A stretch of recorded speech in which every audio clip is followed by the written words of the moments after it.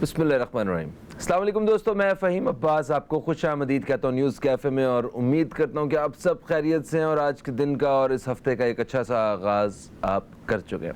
आज 27 फरवरी है। 27 फरवरी का दिन जैसे ही आता है या जैसे ही भी हम सुनते हैं तो हमें कुछ साल पहले का एक वाक़या याद आ जाता है जिसमें हमें बड़ा फ़ख्र होता है कि हमने अपने दुश्मन के साथ भी एक अच्छा बर्ताव रखा और उसने हमारी चाय की तारीफ़ की। भाई चाय ऐसी होनी चाहिए कि दुश्मन भी तारीफ़ करे। खैर, इस हवाले से हमारे पास एक रिपोर्ट मौजूद है, ये चल के देखते हैं।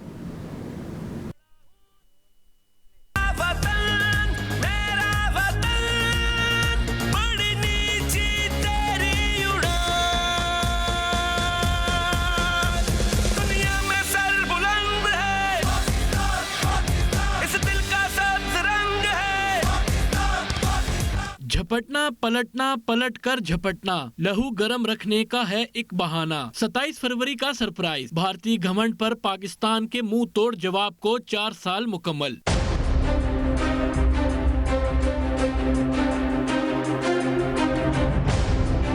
ये है पाकिस्तान की फिजाई हदूद में दाखिल होने की संगीन गलती करने वाले भारतीय विंग कमांडर अभिनंदन की वर्दी, जो दुश्मन की बदतरीन शिकस्त का मुंह बोलता सबूत है। और ये है अभिनंदन के लड़ाका तैयारे MiG-21 का मलबा, जिस पर पाक फिजाइया के शाहीनों ने चढ़कर जीत का जश्न मनाया और भारत को सच का आईना दिखाया। अभिनंदन के लिए आसमान से जमीन पर आने और पाकिस्तानियों से मार खाने का तजर्बा भी काफी तल्ख था, मगर भारतीय विंग कमांडर को इतनी मीठी और मजेदार चाय पेश की गई कि उसे कहना पड़ा, the T is fantastic. I hope you like the tea. The tea is fantastic. Thank you. Pakistan की जानिब से किए जाने वाला ऑपरेशन स्विफ्ट रिटॉर्ट हर साल 27 फरवरी को मकार भारत को ये याद दिलाता रहेगा कि ये दिन आज भी पाकिस्तान के लिए जब्त और अमन के दुश्मन भारत के लिए जिल्लत का बाइस है। प्रोडक्शन टीम के साथ सरमद अहमद, अब तक न्यूज, इस्लामाबाद। जी दोस्तों, रिपोर्ट आपने देखी। अब आते हैं अपने आज के मौजू की जानिब। इस वक्त मुल्क भर में जो सबसे बड़ा कोई मौजू है जो ज़ेर बहस है हर जगह, तो वो महंगाई का मौजू है। महंगाई इस कदर बढ़ चुकी है कि आवाम बुरी तरह मुतासर हो चुके हैं।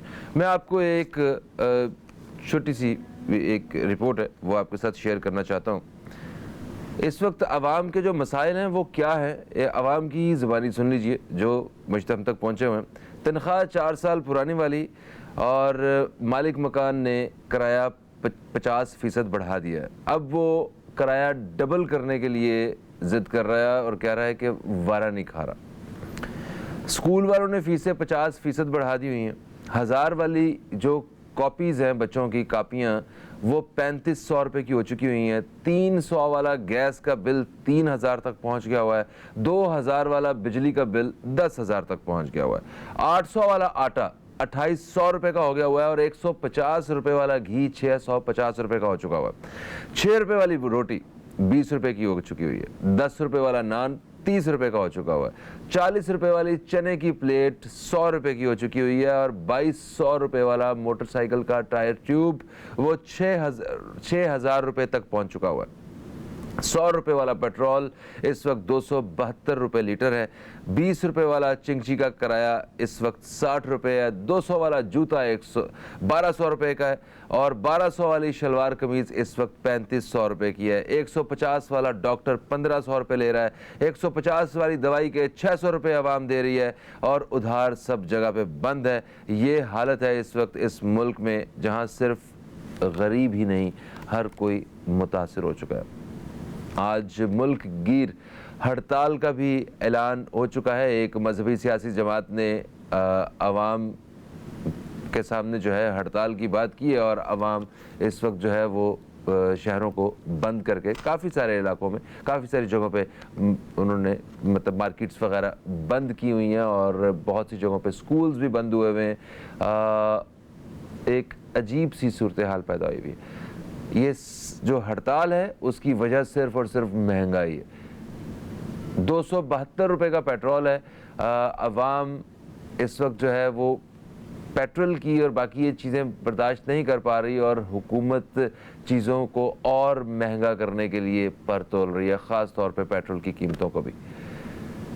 इसी हवाले से हम अपने प्रोग्राम में आज बात कर रहे हैं। मेरे साथ स्टूडियो में मौजूद हैं जनाब अख्तर अराइन साहब। आपको खुश आमदीद। अस्सलाम वालेकुम, कैसे हैं आप? वालेकुम अस्सलाम, बिल्कुल खैरियत से हैं सर, महंगाई के जो इस वक्त हालात हैं वो आपके सामने हैं और इस पे हम डेफिनेटली बात आज हमने इसी बारे में ही करनी है। हड़ताल हो रही है पूरे शहर में। हमने देखा है कि शहर का काफ़ी सारा हिस्सा बंद है, बहुत सारी मार्केट्स आज बंद हैं।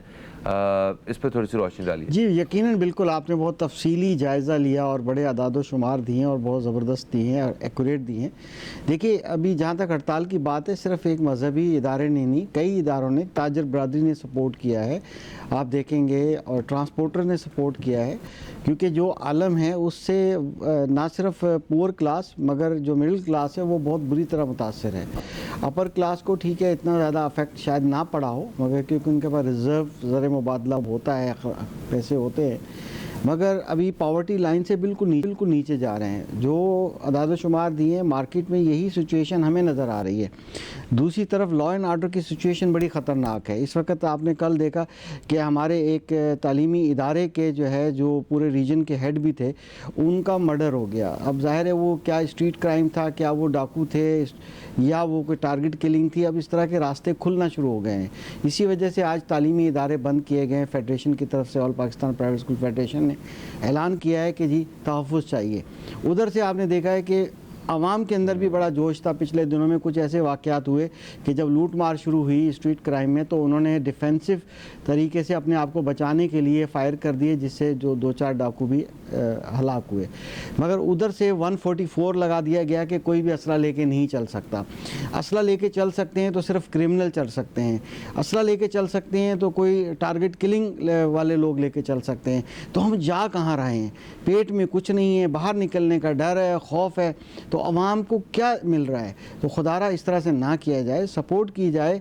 अब तो ये है कि गरीब, यकीन कीजिएगा, मैं रात को एक वाक़या ऐसा हुआ कि एक बंदा बाहर रोड पे खड़ा हुआ रो रहा था, वो किसी को बोल कुछ नहीं रहा था, ठीक है ना। वो ये कह रहा था कि जी मेरे पास पैसे नहीं है और घर में खाना देना है, तो लोग क्या करेंगे?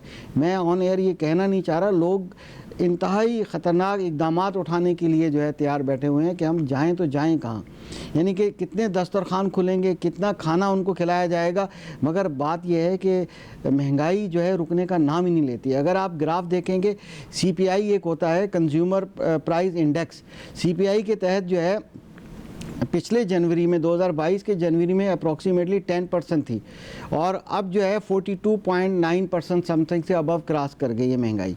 अब ये इन्फ्लुएंस रेट है, तो अगर 42%, 43% महंगाई का रेशो जा रहा है, तो ये कहाँ तक आके रुकेगा? कोई रुकने की कोई इंतहा है? उसकी पेट्रोलियम की वजह प्राइस की हो सकती है, कुछ और चीज़ें हो सकती है। यानी कि अब हालात ये हैं कि मैं तो बड़ा हैरान था कि हमारे इतने अच्छे मैचेस हो रहे हैं, उसको सिक्योरिटी प्रोवाइड करने के लिए एक सूबाई हुकूमत पंजाब गवर्नमेंट कह रही है हमारे पास फंड्स नहीं है। अब यानी कि यहाँ हो गया कि सिक्योरिटी प्रोवाइड करने के लिए फंड्स नहीं है, तो आम आदमी वो कैसे महफूज रह सकता है? किसके पास फंड्स हैं कि नहीं है? उधर प्रोटोकॉल में लगे हुए हैं, मगर अगर तहफ़्फ़ुज़ नहीं है तो आम आदमी को तहफ़्फ़ुज़ नहीं है, किसी एजुकेशनिस्ट को तहफ़्फ़ुज़ नहीं है, किसी बिजनेसमैन को तहफ़्फ़ुज़ नहीं है। आप देखिए 72 इंडस्ट्रियाँ हैं, 72 इसमें कंस्ट्रक्शन इंडस्ट्री के अंदर। आप जाके सर्वे करके देख लें, हाल ही में एक सर्वे आया है, बल्कि इसका ताजर बरदरी कराची की, उसने एक रिपोर्ट शाया की है कि अब लोगों ने घर की मेंटेनेंस कराना बंद कर दी है। क्योंकि पहले पेट की मेंटेनेंस तो कर लें, पहले बच्चों की मेंटेनेंस तो कर लें, उनको तो खाना खिलाएं, उनके पेट में जो रोटी तो जाए। घरों में काम नहीं होता, सैनिटरी आइटम से 72 इंडस्ट्रियाँ हैं जो हार्डवेयर यानी कि सिविल वर्क से रिलेटेड होती हैं, उनके कारोबार ठप हो गए हैं। आपने देखा होगा, ये भी उनका भी आज स्ट्राइक में हिस्सा है। तो इस तरह से हालात कहाँ जा रहे हैं हमें कोई पता नहीं है कि 42% से ऊपर जाएगा, 50% से ऊपर जाएगा। जहाँ तक सर आपने स्कूलों की बात की, उसके अंदर थोड़ी सी करेक्शन ये कीजिएगा कि पेरेंट्स का ये कहना है कि बच्चों को पढ़ाना मुश्किल हो गया है। फीस तो इतनी ज़ाहिर है कानून के मुताबिक नहीं बढ़ाई जा सकती, क्योंकि 5% से 8% बढ़ाई जा सकती है, कानून में ये चीज़ लिखी हुई है। मगर मसला ये है कि वो जो पेंसिल बच्चे को 10 रुपए की लेके देते थे, वो 20 की मिलती है। यानी वो 100% उसकी इंक्रीज़ होने से जो अखराजात हैं, तालीमी अखराजात हैं बच्चों के, वैन के किराए बढ़ गए हैं पेट्रोल की वजह से, और कितनी बार बढ़ते हैं। और इलेक्ट्रिसिटी देख लें, बहुत सी चीज़ें देख लें, जिसकी वजह से वो उनके जो तालीमी अखराजात हैं वो 50% बढ़ गए हैं। तो सही। अख्तर साहब देखें, तनकीद करना दुनिया का सबसे आसान काम है ना, और बट तनकीद बराए इस्लाह ये इसको हमेशा अच्छा कंसिडर किया जाता है, और मेरा ख्याल है तनकीद होनी भी ऐसी ही चाहिए। एक लम्हे के लिए अगर आप हुकूमत में और आपके पास इख्तियार है, ठीक है, तो आप अवाम के लिए इस सारी महंगाई को कैसे मतलब कंट्रोल में ला सकते हैं, या किस तरह आप इस मुश्किल से निपट सकते हैं? मुझे ऐसा लगता है कि जो हमारी हुकूमतें हैं, रियासतें हैं, वो भी इससे बहुत ज़्यादा परेशान हैं, क्योंकि आज जितनी भी महंगाई हो रही है, इलेक्शंस के वक्त ये सारी इस हुकूमत के ख़िलाफ़ जाएगी। मतलब इनको कोई इसका फ़ायदा नहीं होने वाला है, इनके अगेंस्ट ही होगा, लोग जो है इनको वोट नहीं देंगे, या लोग इनको इनके जो वो फिगर्स हैं वो याद करवाएंगे सारे। तो आई डोंट थिंक कि ये इनके लिए किसी भी सूरत में फ़ायदा हो सकता है। ये भी चाहते हैं कि किसी ना किसी तरह महंगाई में कमी आए। जी बिल्कुल, आपने बड़ा ज़बरदस्त सवाल किया, बल्कि एक मजमुआ सवाल का कर दिया, कई जवाबात हैं इसके।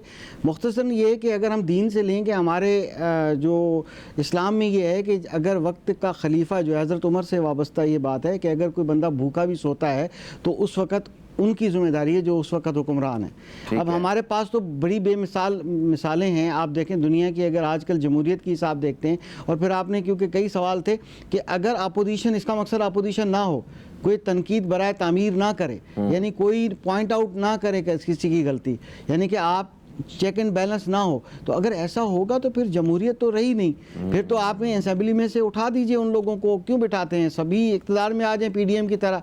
16 पार्टियां 18 पार्टियां जितनी आती, पीडीएम में सिर्फ एक पार्टी हिज़्ब इख्तिलाफ बैठ जाए। ये बात नहीं है। बात यह है कि पॉइंट आउट करना चाहिए। हाँ, ये ज़रूर है, तनकीद बराए तनकीद अच्छी बात नहीं है।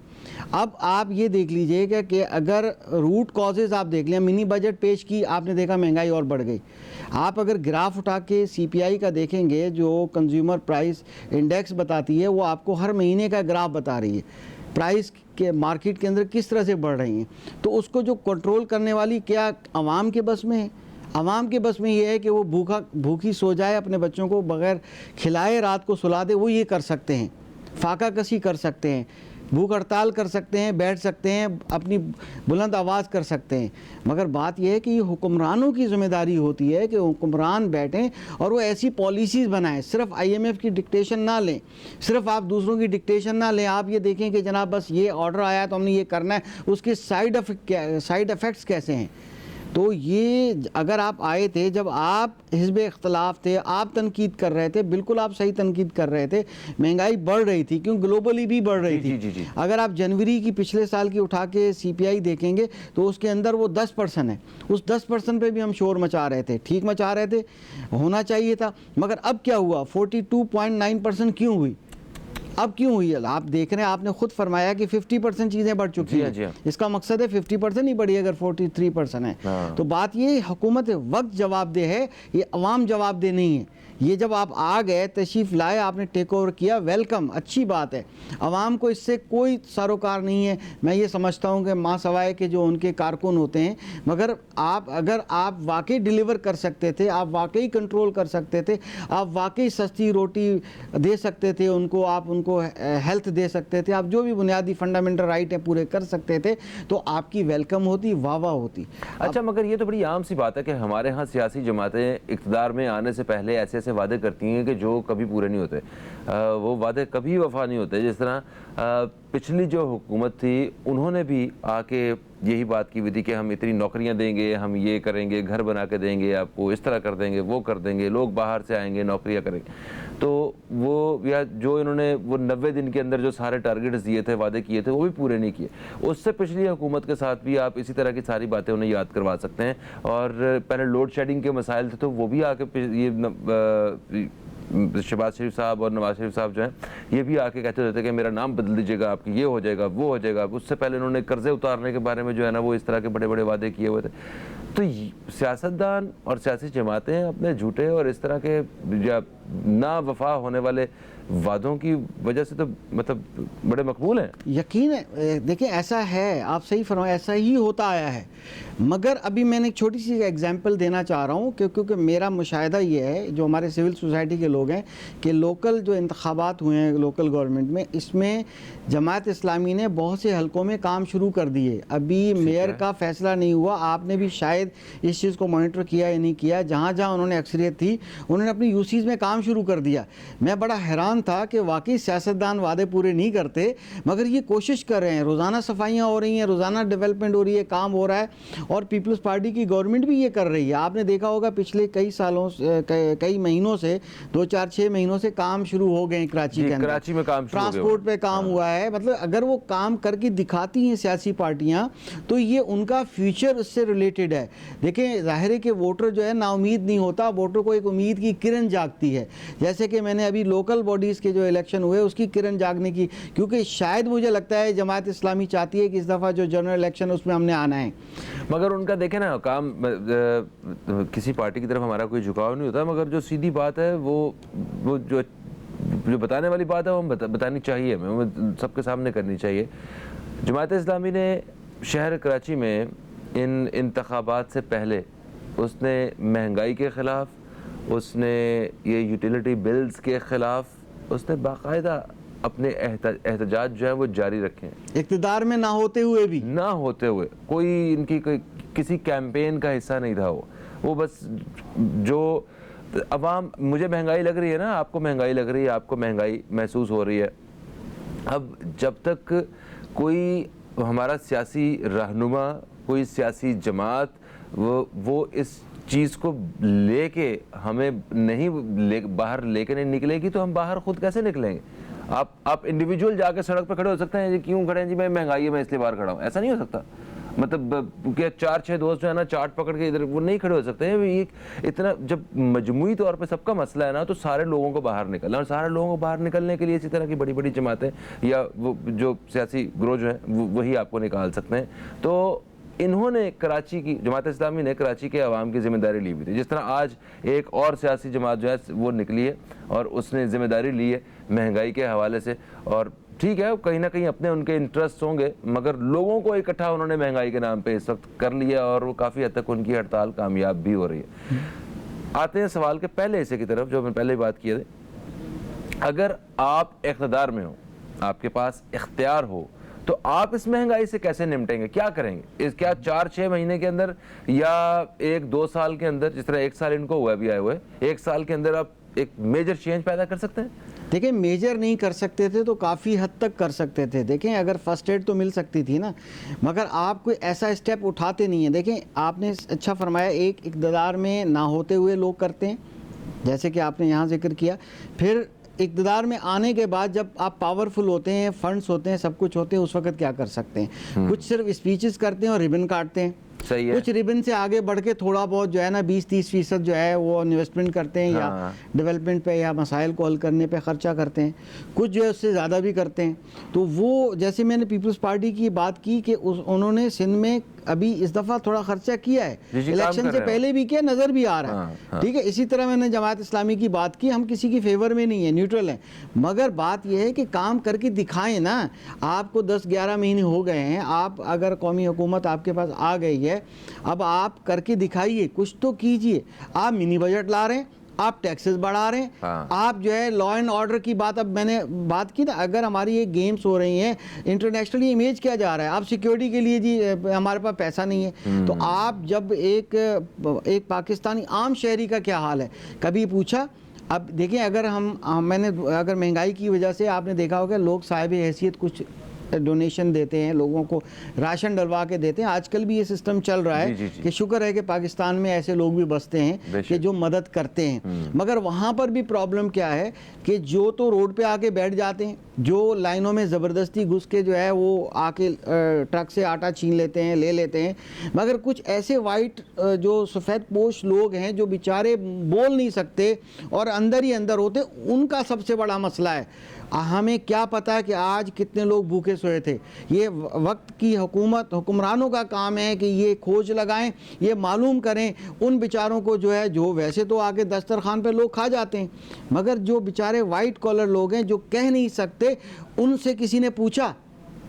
किसी ने नहीं पूछा। ये किसका काम है? उस हुक्मरान का काम है जो वक्त का जो पावर उनके पास है, बजट उनके पास है, सब कुछ उनके पास है। आप कम से कम खुदारा ये तो कीजिए, आपके पास कर सकते थे, आप रिबन काटने के अलावा, सिर्फ बातें करने के अलावा कर सकते थे, डेमो दिखा सकते थे, और करने के बाद फिर आप आ सकते थे। आप हम जाएंगे, अब इलेक्शन से सिर्फ राह फरार अख्तियार करना ही इस चीज़ का हल नहीं है। तो क्या इलेक्शन होंगे तो हमारे सारा कुछ ठीक हो जाएगा? दिन ब दिन सर वो वोट बैंक जो है लूज होता जा रहा है ना। हाँ। आप करके दिखाइए। मैं फिर दोबारा वही कहता हूँ कि सिंध के अंदर पार्टी ट्राई कर रही है ना, जो मेजर बड़ी पार्टी है, जो कि पूरे नेशनल लेवल पे दोबारा आना चाहती है। अपने आप को बचाना है, वो पूरे मुल्क से सुकड़ के सिर्फ सिंध में रह गए हुए हैं। अभी उन्हें वापस जो है ना अपने आप को एक्सपेंड करना है, वो उनकी मजबूरी है, उन्हें काम करना पड़ेगा, वरना लोग मतलब ठीक है आवाम पढ़ी लिखी नहीं है हमारे यहाँ खवानदगी की शरह जो है ना वो आप सबके सामने है, मगर इतने भी बेवकूफ़ नहीं है कि वो मुसलसल आप कई साल जो है उन्होंने पागल बनाते रहे। आवाम को भी होश आ गया हुआ है। आवाम के सामने अगर आप आज कुछ नहीं करेंगे तो वो आपको बिल्कुल वोट नहीं देंगे। अगर आप इस तरह महंगाई करके आप समझते हैं कि हम लोगों के दिल जीत लेंगे 2 काम करके, तो वो भी मुमकिन नहीं है। सब याद है आवाम को। और अभी इस वक्त ये भी देखें कि नौजवान जो है हमारा, वो भी सियासत में जो है ना वो दाखिल मतलब जम कर चुका हुआ है। हमारे मतलब 17-18 साल का आज बच्चा जितना पॉलिटिकली अवेयरनेस रखता है, हम लोग 17-18 साल की उम्र में ऐसा नहीं अंदाज़ा था। हम किसी सियासी मामलात में हम नहीं पढ़ते थे, क्योंकि वोट के बारे में और इस तरह सारी चीज़ों से अपडेट रहना ये नहीं हुआ करता था। आज जो है ना वो नौजवान भी इसमें आ गया हुआ है। तो पहले वाली बात नहीं है कि अगर हमने एक दफ़ा कह दिया है कि जनाब हमारा ताल्लुक़ इस सियासी पार्टी के साथ है और फिर मरते दम तक हमने उसी के साथ ही रहना है। अगर उस सियासी जमात को या नज़रियात के ख़िलाफ़ अगर हमने किसी और पार्टी को ज्वाइन कर लिया तो हमारे लिए एक जो है ना वो तोहमत बन जाएगी, लोटा कहेंगे लोग, और पता नहीं। अभी आज दौर बदल चुका हुआ है ना। तो मैं इस हवाले से मैं पॉजिटिवली देखता हूँ कि चीज़ें आने वाले दिनों में जो है ना वो मुख्तलिफ हो जाएंगी। जो आज गलत कर रहे हैं, ये ज़्यादा टाइम नहीं है इनके पास गलत करने का। बिल्कुल बिल्कुल ऐसा ही है। अभी उम्मीद तो यही है, उम्मीद का दामन नहीं छोड़ना चाहिए। आज भी हम अपने प्राइम मिनिस्टर से या जितनी भी सियासी पार्टियां इक़्तिदार के अंदर हैं उन सब से पुरुम्मीद हैं। मगर सबसे जो बड़ी मसला है, देखें, कम खाकर खाली पेट शायद नींद आ जाए, मगर अगर खौफ लगा रहे कि कोई भी आके जो है हमें मारेगा और गन पॉइंट पे और बेसकूनी हो और दहशत गर्दी हो, अमन अमान ना हो, तो नींद नहीं आती। अब वो जो इस वक्त हालात जो जिस तरह का कल का वाक़या हुआ है, हमारे तालीमी इदारों के जो एक बड़े अच्छे साहब को जो है ना उनको टारगेट किलिंग करके कर दिया गया है, और आए दिन आप देखें इतने मर्डर्स हो रहे हैं, उसमें स्ट्रीट क्राइम की वजह से भी हो रहे हैं, उसी में अंदर सब कुछ हो रहा है। तो ये इस वक्त जो है हमारा आम शहरी घर के अंदर अपने आप को महफूज नहीं समझता, जान और माल को तहफ़्फ़ुज़ नहीं है। और दूसरी तरफ अगर अभी आज हमने तालीमी इदारे बंद किए हैं तो लोग ये समझ रहे हैं, हालांकि गवर्नमेंट ने कहा है कि नहीं खोलें। मुझे ये बताइए कि ट्रांसपोर्टर ने स्ट्राइक की, अटेंडेंस कम होती, अगर किसी बच्चे को वैन में कुछ प्रॉब्लम हो जाता, अगर किसी बच्चे को स्कूल पहुंचने के बाद कोई प्रॉब्लम हो जाता, जब उस्ताद महफूज नहीं है और तो क्या बच्चा महफूज हो सकता है? बिल्कुल भी नहीं। अगर उस बच्चे के साथ होता तो आप वारंट जारी कर देते स्कूल इंतजामिया के खिलाफ कि बच्चे को जनाब वहाँ पर ये हो गया। क्या हमने कोई फौज बिठाई होती है? क्या हम कोई, जब आप अपनी फ़ौज की इज़्ज़त नहीं कर सकते, आप अपनी हमें तहफ़्फ़ुज़ फराहम नहीं कर सकते, तो हम कैसे स्कूल बाउंड्री के बाहर जो है उस बच्चे का तहफ़्फ़ुज़ करते? अगर हमने स्कूल बंद आज किए हैं, एहतजाजन किए हैं सिर्फ कराची शहर में, और इसके अलावा पूरे पाकिस्तान में हमने सोग बनाने की बात की है, तो हमारा कहना मकसद है ना सिर्फ उस्ताद, मगर एक बच्चा भी है, उसको भी तहफ़्फ़ुज़ चाहिए, बिल्कुल ऐसा है। उसको भी सुकून चाहिए। हाँ। तो लिहाजा गवर्नमेंट को चाहिए ओवरऑल तमाम फंडामेंटल राइट्स जो हैं वो हमारी आवाम को मिलने चाहिए, चाहे वो उसको उसके खुराक का मसला है, उसका सेहत का मसला है, चाहे तमाम है, उसकी जो ज़िम्मेदारी बनती है, हुकूमत वक्त की ज़िम्मेदारी बनती है। और इंशाअल्लाह ताला उम्मीद का दामन हमने नहीं छोड़ा। हमें उम्मीद है कि हुक्मरान जो हैं, चाहे जो भी इक़्तिदार में आएँ, और इंशाअल्लाह ताला वो कुछ न कुछ कर गुजरेंगे इंशाअल्लाह। अख्तर भाई, IMF का जो कर्जा है वो कहाँ इस्तेमाल होगा, आवाम को कब, कितना और कैसे रिलीफ मिलेगा? देखिए, सीधी सी बात है कि हमारे ऊपर जो कर्ज हैं उनको जो रीपे करना होता है वो इतनी बड़ी अमाउंट होती है कि जिसके लिए एक मज़ीद कर्ज लेना पड़ता है। पहली बात तो ये है कि जितना भी हम कर्ज़ा ले रहे हैं, चाहे IMF से ले रहे हैं, जहाँ से भी है, उसका बहुत बड़ा हिस्सा जो है रीपे करने के अंदर वापस जाएगा। ठीक है। दूसरे नंबर पर जो अवामी राय है वो ये है कि जिस तरह से टैक्सेस लगाए जा रहे हैं और जिस तरह से ये बाकी चीज़ें बढ़ती जा रही हैं, इससे जो है मज़ीद ज़र मुबादला गवर्नमेंट कमाकर जो लेवीज़ जो पेट्रोलियम मसनूआत पर लगाई जा रही हैं या जो मिनी बजट में टैक्सेस हैं उसकी वजह से जो रेवेन्यू है वो भी लेने के बाद जो बाकी बचा हुआ है वो डेवलपमेंट पे तो ख़र्चा नहीं करेंगे। अवामी राय ये है कि शायद ये सियासतदानों के अपने अखराजात हैं या वो उनके अपनी जेब में जाएगा, ये अवामी राय है। एक्चुअली उसकी वजूहत क्या हैं कि अवाम हमसे पूछती है कि आप ज़ाहिर के बैठते उठते हैं, आप बताइए कि किस हुक्मरान ने, किस मिनिस्टर ने अपने अखराजात कम किए। किसी मिनिस्टर को पहले तो 25,000 रुपये की बजट कोई नहीं बना सकता। 50,000 रुपये की एक गरीब के घर की जिसमें 5 अफराद बजट बना के दिखा दे कोई MP या MNA। अपने उनके पास मुलाजमीन जिनको 1-1 लाख रुपया वो देते हैं, वो कहाँ से लाते हैं? वो गवर्नमेंट के पेरोल पे होते हैं। उनके मराहत इतने हैं कि अगर आप उनकी एक लिस्ट लगाएं तो अरबों रुपए जो है उनके पास जा रहे हैं। तो वो अपने अखराजात अगर कम करते तो हमें ये लगता कि वो कंट्रीब्यूट करते हैं और उनको आवाम का दर्द है। मुल्क हमारा जो है बैंक करप्सी की तरफ जा रहा है या वो इस वक्त जिस तरह के हालात का एक किया जाता है पोर्ट्रेट, तो फिर हमें लगता है कि हमारे हुक्मरान वाकई फ़िक्रमंद हैं। वो ना सिर्फ कर्ज ले रहे हैं मगर अपने अखराजात को भी कंट्रोल कर रहे हैं। यहाँ पर तो आपको प्रोटोकॉल में इतनी गाड़ियाँ नज़र आती हैं, आपको उनके जितने कारिंदे हैं जो उनके पास होते हैं उनकी कितनी तनख्वाहें, उनके अखराजात, खाना पीना, उनके फैमिलीज, आप अगर हिसाब लगाएं करोड़ों रुपए का हिसाब किताब बनता है, अरबों रुपए पे कैलकुलेशन जाती है। क्या उन्होंने प्रोटोकॉल में 2 गाड़ियाँ कर ली हैं?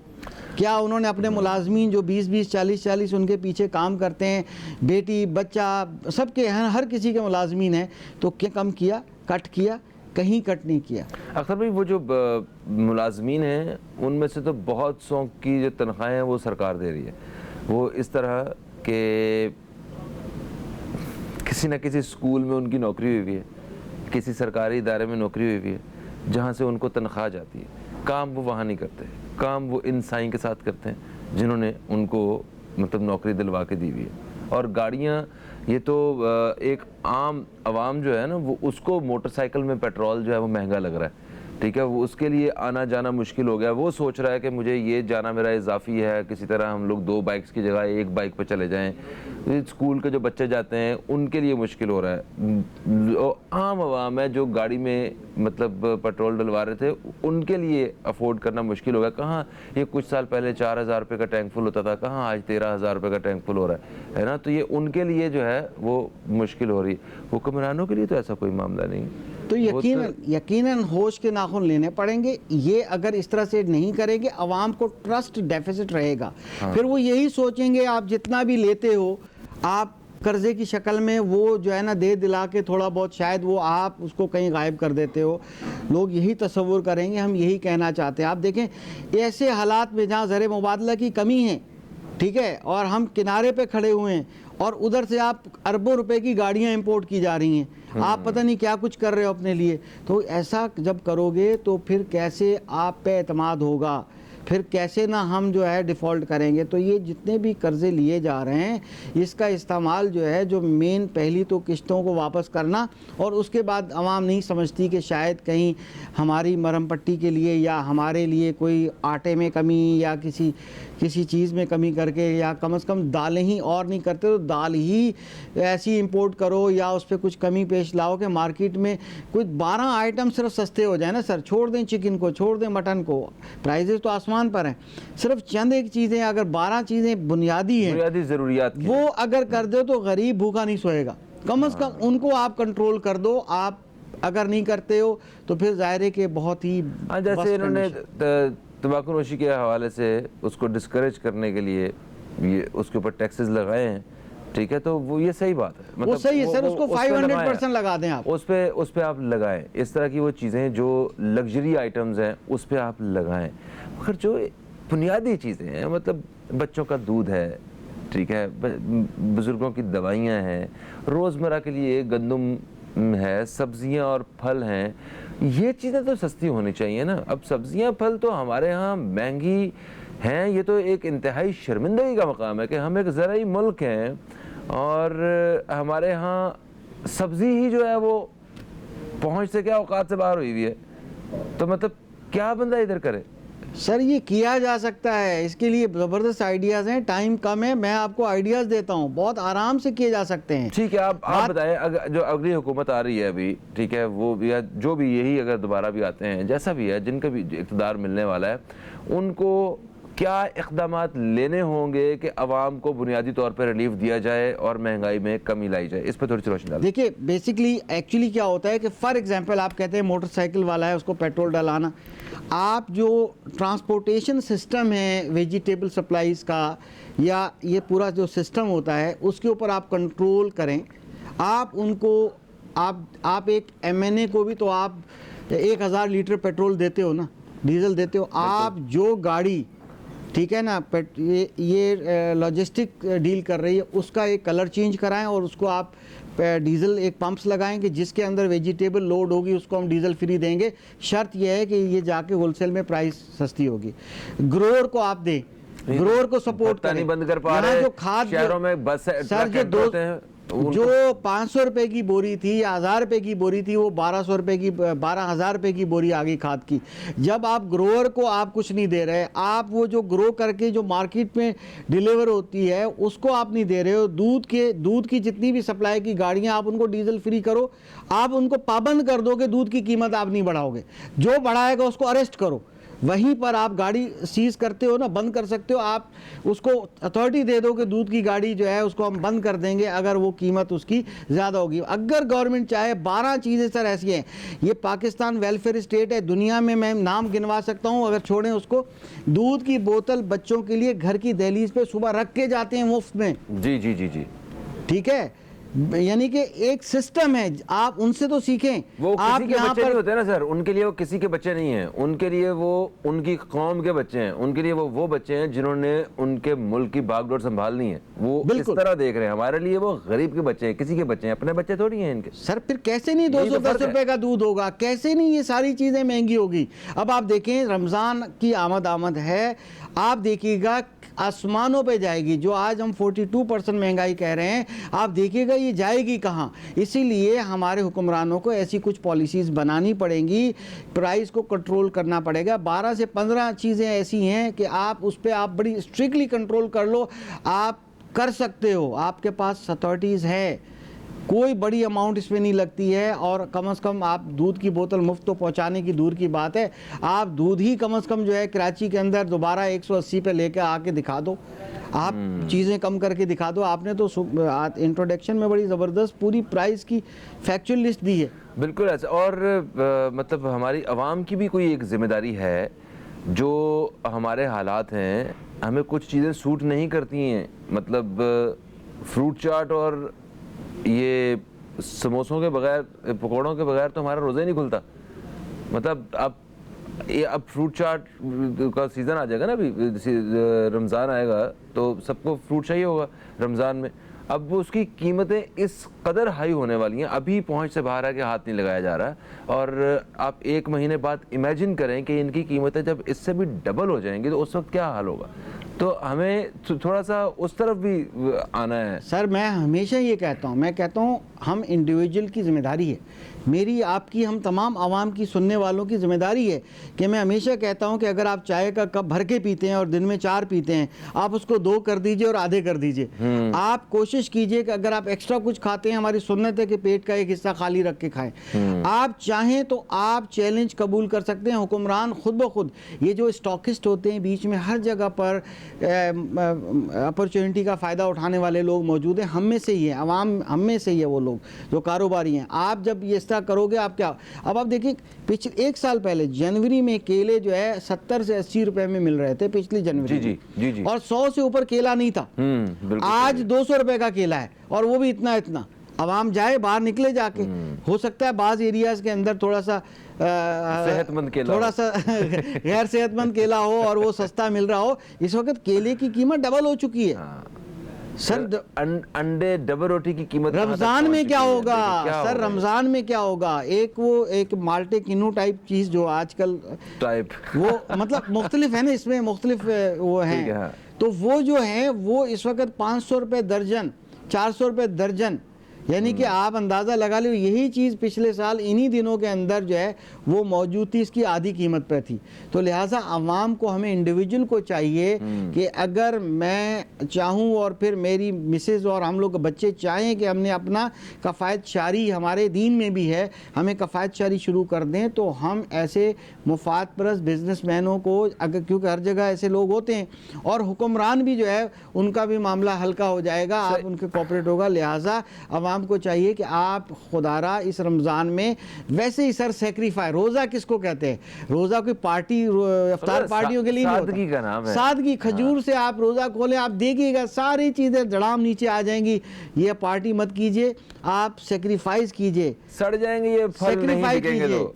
सर सेक्रीफाई करने का ही तो लाइसेंस है हमारा। बिल्कुल, ये रोज़ा है क्या? रोज़ा यही तो है। आप यकीन कीजिएगा सब कुछ नीचे आ जाएगा और सब कुछ बेहतर हो जाएगा। If there is will there is way, हमें ही कुछ करना होगा, आवाम को ही कुछ करना होगा। सही। अच्छा, अभी गोश्त की कीमतों के हवाले से मेरे प्रोड्यूसर साहब जो है ना, वो यहाँ पे इस कदर कीमतें बढ़ चुकी हैं। चिकन जो है उसकी कीमत देखें कहाँ पहुँच की हुई है, और कोई चेक एंड बैलेंस वाला जो मामला है ना वो नज़र नहीं आ रहा उस तरह जिस तरह वो होना चाहिए। सर इदारे मौजूद होते हैं, प्राइस कंट्रोल का सूबाई हुकूमत के अपने इदारे हर जगह मौजूद होते हैं, टीमें भी मौजूद होती हैं। अच्छा, औरंगी और नॉर्थ कराची में काफ़ी सस्ता भी है गोश्त, क्या वहाँ पे गोश्त की क्वालिटी का मसला है? सर ये तो अल्लाह ही बेहतर जानता है, वो लाहौर वाला गोश्त तो नहीं बिक रहा यहाँ पर। बात ये है, अच्छा, लाहौर वाला तो मेरा ख्याल है वो पैसे उन्होंने पूरे लिए हैं, गोश्त कोई और दिया है। खैर माजरत हमारे लाहौरी भाइयों के लिए, असल में बात मेरे को नहीं कर लो, मैं आप लाहौरी हैं। हाँ नहीं, इसीलिए मैंने आपको ही कहा है। बात ये है कि ये कहीं भी कुछ हो सकता है।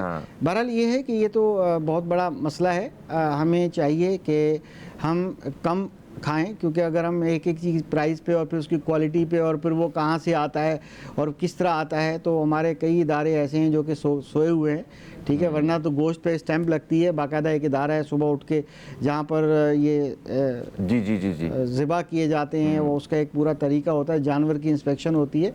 मगर अब बात यह है। अच्छा, आखिरी बात, मैं माफ़ी चाहता हूँ कथा कलामी के लिए, वक्त हमारे पास जो है ना अभी कम है। टैक्सेस जो हैं, ये भी सुनने में आ रहा है कि टैक्सेस आवाम के ऊपर और ज़्यादा लगाए जा रहे हैं, टैक्सेस बढ़ाए जा रहे हैं। तो इस पोजीशन में क्या हम हैं कि आवाम की हड्डियों से हम मज़ीद टैक्स निकाल सकें, और टैक्स जो है वो आवाम के ऊपर, आवाम की फलाह के ऊपर, आवाम की मतलब ये सारे बेहतरी के ऊपर तो नज़र भी नहीं आ रहा है हमें। तो आवाम को जब नज़र नहीं आ रहा तो वो कैसे टैक्स देगी? तो ये तो और ज़्यादा गैप बढ़ेगा हुकूमत और आवाम में। सर इनडायरेक्ट टैक्सेस की भरमार है। अब आप एक सेल्स टैक्स की बात कर लें तो 17 से 18% फॉर एग्जांपल कर दिया। अब हम यानी कि हर चीज़ जो खाते हैं उस पर सेल्स टैक्स देते हैं। सेल्स टैक्स ले फैक्ट्री से लिया जाता है या यानी दुकानदार से ले लिया जाता है, एक्चुअली वो खरीदने का टैक्स है कि आप अच्छा फिर मल्टीपल टैक्सेस हैं। आप कभी थोड़ा सा जायज़ा लीजिए। इसकी छोटी सी एग्जांपल मैं कराची की KAC के दे देता हूँ कि उसके अंदर एक जो है, एक तो विदहोल्डिंग टैक्स होता है जो कि लगाया जाता है जिनकी थोड़ा सा ज़्यादा कंजप्शन होती है, मगर उसमें एक फर्दर टैक्स है, एक एक्स्ट्रा टैक्स है, ठीक है। ये पता नहीं कौन कौन, इनके पास नाम मौजूद नहीं है। GST भी है, ठीक है सर, सेल्स टैक्स भी है, GST भी जनरल सेल्स टैक्स है, उसका नाम है GST, जनरल सेल्स टैक्स। फिर जी वो विदहोल्डिंग टैक्स जो कि फाइलर नॉन फाइलर देता है जिसको कर सकता है। फिर उसके बाद पता नहीं कौन कौन से टैक्सेस। इसका मकसद कहने का है कि इनडायरेक्ट टैक्सेस की भरमार है। हम जितना खाते पीते हैं हर बुनियादी चीज़ के ऊपर भी टैक्स है।